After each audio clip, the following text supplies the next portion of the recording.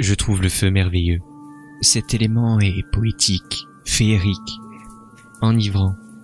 Je peux rester des heures à regarder un feu de camp ou un feu de cheminée crépiter pendant de longues et longues heures. Regarder les étincelles s'envoler au loin. Je trouve cet élément que représente le feu, comment dire, je le trouve beau, très beau. Certes, c'est un élément destructeur et je mentirais en disant que ça ne l'est pas. Mais un feu, comme une bête sauvage, ça s'apprivoise, non? Et c'est tout naturellement que j'ai décidé de vouer ma carrière à être au plus près de celui-ci. Étant passionné par le feu depuis tout petit, il était évident, et un peu contradictoire je l'avoue, que je finisse par devenir pompier, et même artificier à mes heures perdues. J'adore le feu. Le feu, c'est merveilleux. J'ai étudié tous les types de feux qui pouvaient exister, vous vous en doutez. Le feu d'artifice, le feu traditionnel. Mais avez-vous déjà entendu parler du terme de feu grégeois? Je suppose que oui, et notamment grâce à Game of Thrones. Ah, cette série, ce roman, ce livre, n'est-ce pas? Game of Thrones a quelques erreurs par rapport au feu grégeois. Il n'était pas vert, et ne générait pas forcément des explosions cataclysmiques. Ceci dit, ça relève de l'œuvre de la fiction après tout. Dans le roman, il est écrit Wildfire, ce qui signifie feu sauvage en français et non feu grégeois. Cependant, le feu grégeois réellement existait pendant l'Antiquité et le Moyen-Âge, inventé au départ par le peuple byzantin. Je vais pas vous décrire ce qu'était le byzantin, vous vous en doutez plus ou moins, c'est un mélange de romains orientaux, grecs et égyptiens. Voilà, tout ça mélangé un petit peu. Cependant, ils ont inventé le plus grand des feux, un feu que je considère comme divin, magique, merveilleux, le feu grégeois. Mais qu'est-ce que le feu grégeois? Sa couleur réelle est bleue. C'est un feu extrêmement violent, puissant. La substance qui compose le feu grégeois est extrêmement visqueuse, collante et, oui, résiste bel et bien à l'eau. Cependant, pour les explosions, va falloir être un peu plus ingénieux que ça. On n'a jamais retrouvé la recette exacte du feu grégeois. Ah, mon grand dame. Enfin, jamais retrouvé est un bien grand mot. Au fil des siècles dans l'histoire, notamment à l'époque de Louis XIV, a été retrouvée accidentellement la recette du feu grégeois par un parfumiste, quelqu'un qui créait des parfums pour le roi.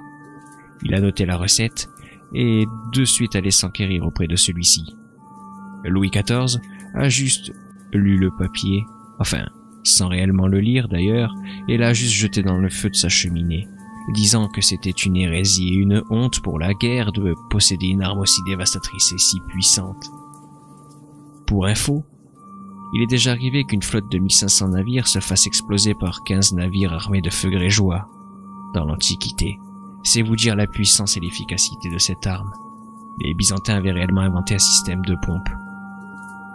Ils avaient juste à pomper avec un embout enflammé tout ce liquide visqueux et collant et des flottes entières étaient évincées, sans qu'il y ait réellement de perte humaine du côté des défenseurs.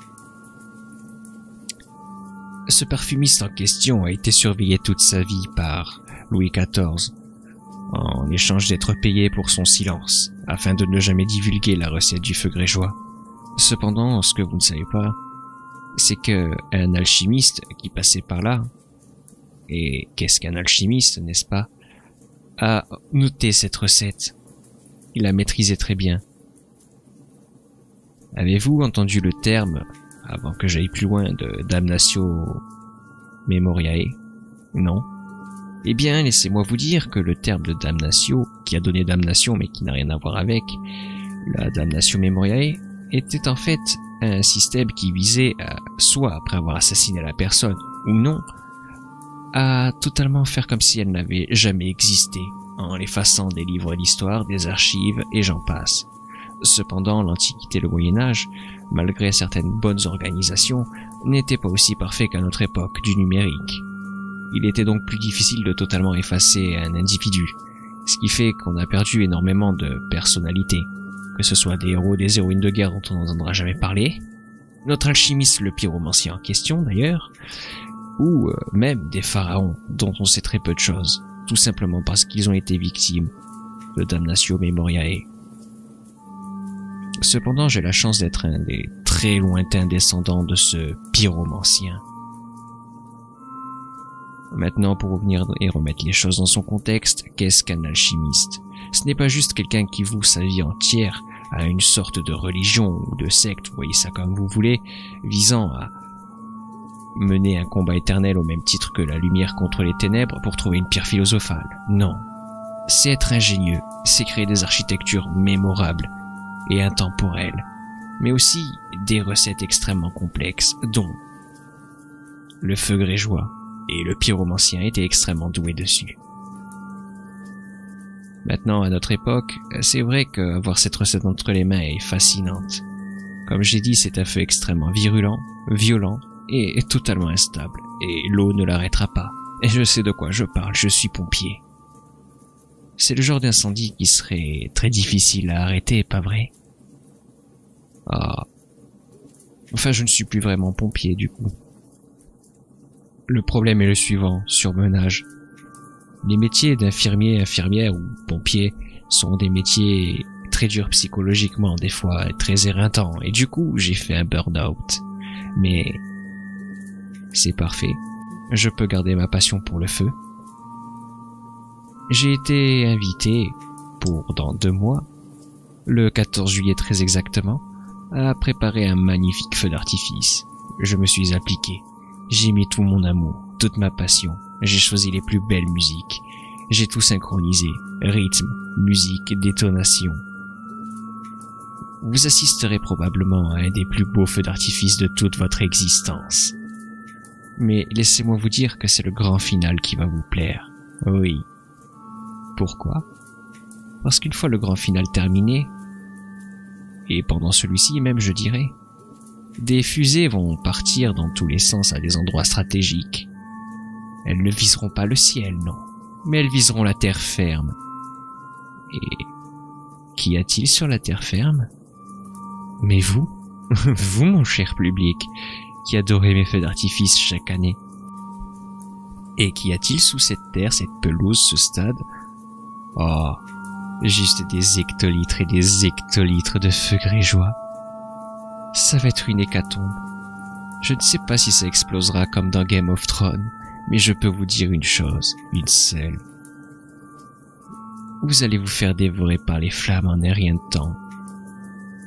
Quand mes collègues vont arriver, ils verront un accident de travail, bien entendu. Ce ne sera pas ma faute. Après tout, j'aurais été mis à l'arrêt 2 mois plus tôt.